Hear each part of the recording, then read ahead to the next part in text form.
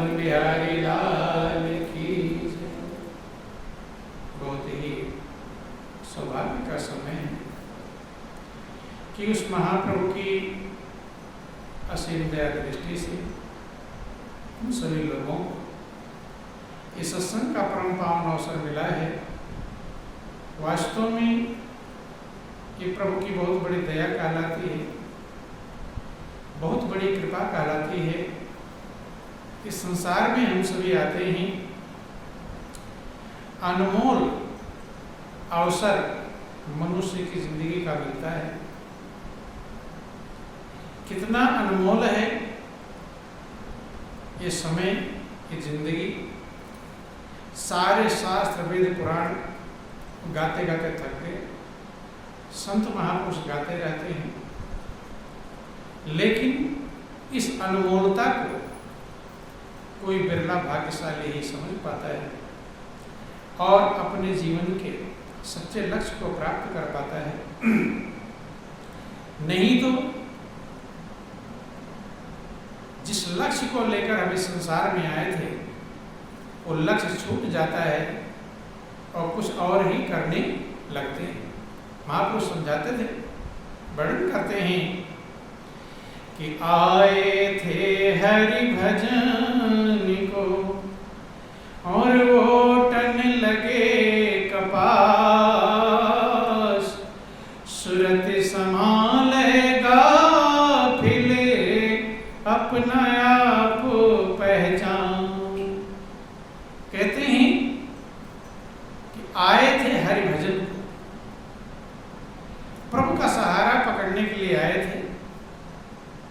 क्योंकि जो हमारी आत्मा जन्म जन्मांतर से भटक रही है, बेचैन है, अशांत है, बेसहारा है, अस्थिर है, उसे सहारा मिल जाए, वो शांति पा जाए, सुकून पा जाए। लेकिन इस दुनिया में आकर कोई खोजता है?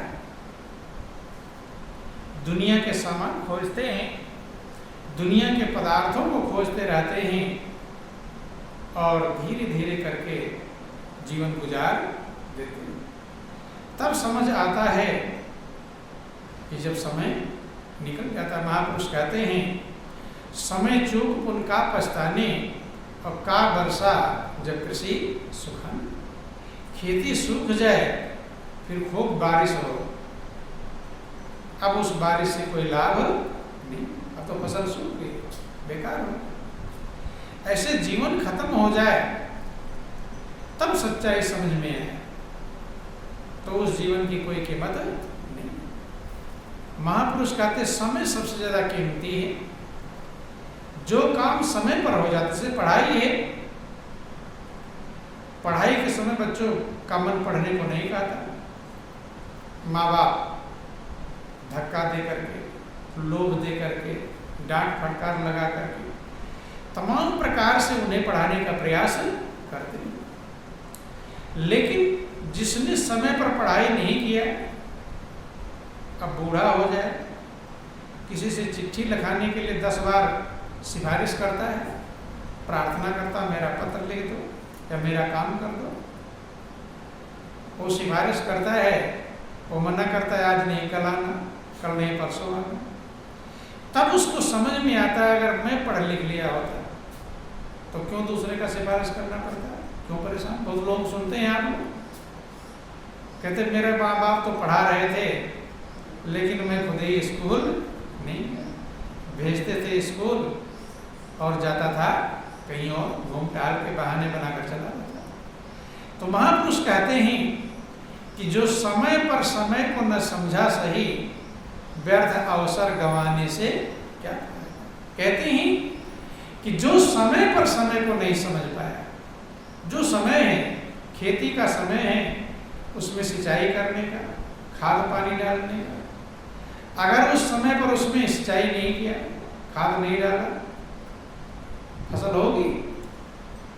और बाद में जब सबकी फसल तो लहरा रही है और उसकी फसल सूख गई, बेकार हो गई, तो खुश होगा कि परेशान?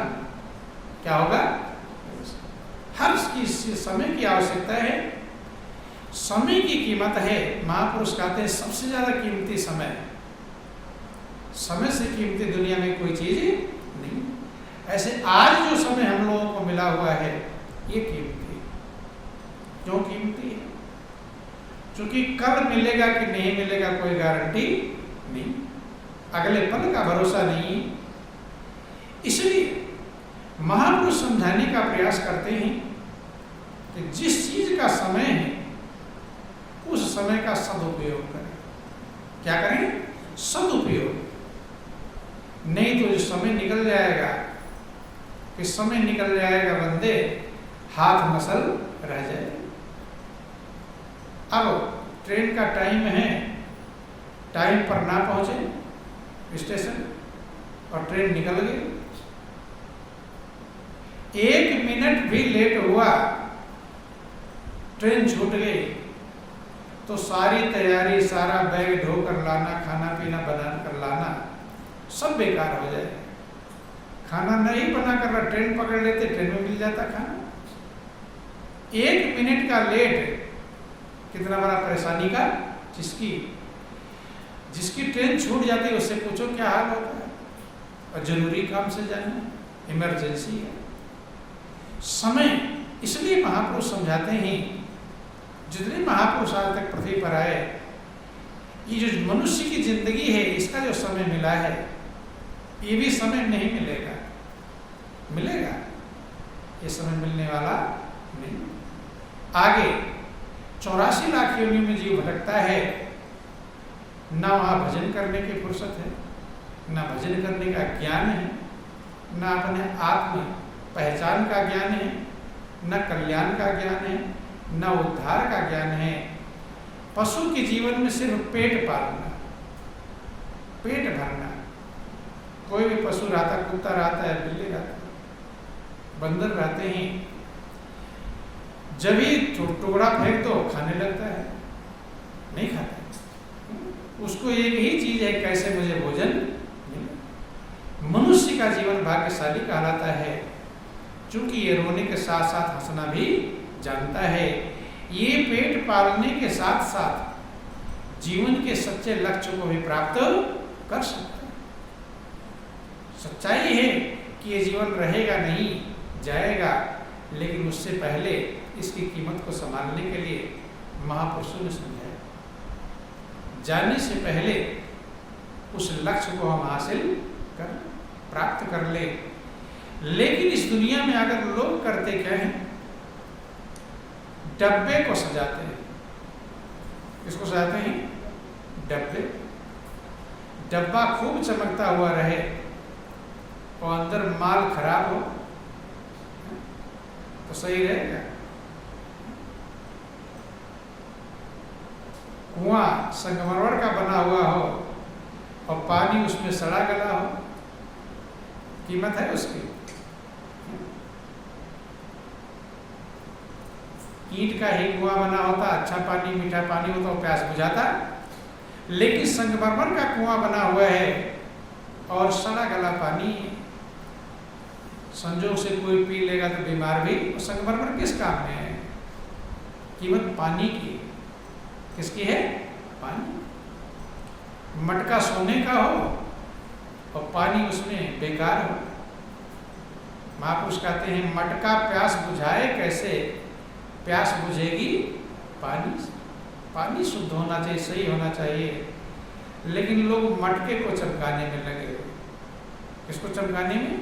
मटका सुंदर सा बाहर सजाने में लगे हुए हैं, अंदर सजाने का प्रयास नहीं। यही भूल, ये अज्ञानता है। खूब बस चमक रही हो, जाकर बैठ गए कि अच्छी वाली बस है और इसका इंजन खराब हो तो सही रहेगा? कहीं पहुंचाएगी?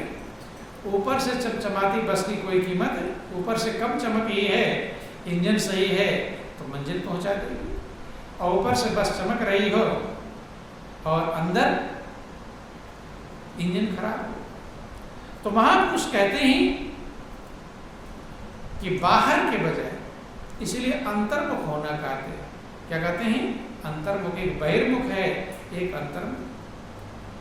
बाहरी संसार में मन लगाने के बजाय जिसने अंदर के संसार में अपने मन को लगाया वो शांति पाया, वो सुकून पाया, वो आनंदमग्न हुआ। और जिसने बाहर में अपने मन को लगाया, दुनिया में अपने मन को लगाया, वो रोया और पछताया।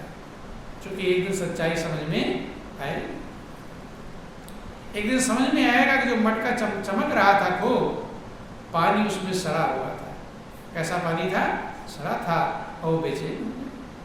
तो महापुरुष कहते हैं कि अंतर्मुख होने का प्रयास करें, अंदर को संभालने का प्रयास करें, बाहर की बजाय। इसीलिए आप कहानियां सुनते हैं कि राजाओं के पास क्या कमी थी?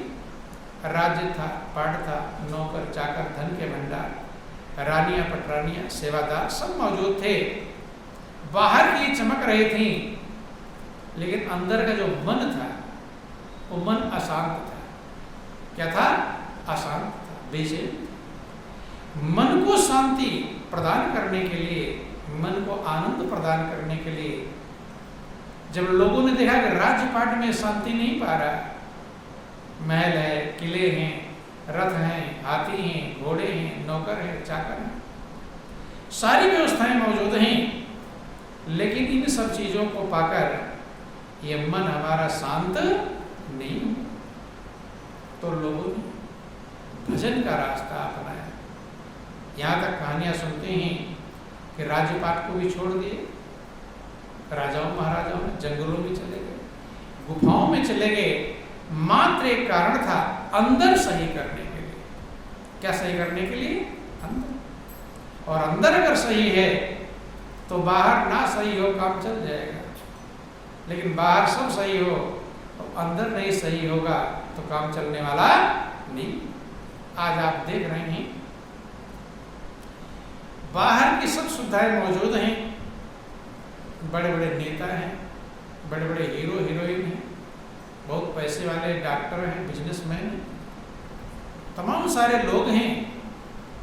बाहर की तो सब गाड़ी है, बंगला है, नौकर हैं, चाकर सब हैं, लेकिन वो आत्महत्या कर रहे हैं, सुसाइड कर रहे हैं। क्या कर रहे हैं?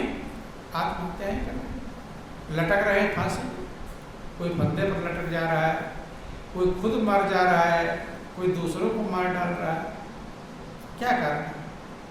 बाहर की जो सजी हुई थी, लेकिन ये सुसाइड किया किसने? मन ने। किसने किया? मन। मन ने कहा कि ये सब में शांति नहीं, अब मरने से शांति मिलेगी। किससे मिलेगी? मरने से। बोलो वृंदावन बिहारी लाल की। सब कुछ देख करके मन कहा इसमें भी शांति नहीं मिलेगी, इसमें भी शांति नहीं मिलेगी, सब देख लिया। लास्ट उपाय उसे दिखाई पड़ा, अब मौत को गले लगाना अच्छा है। किसको? कितने लोग अपने बच्चों को मार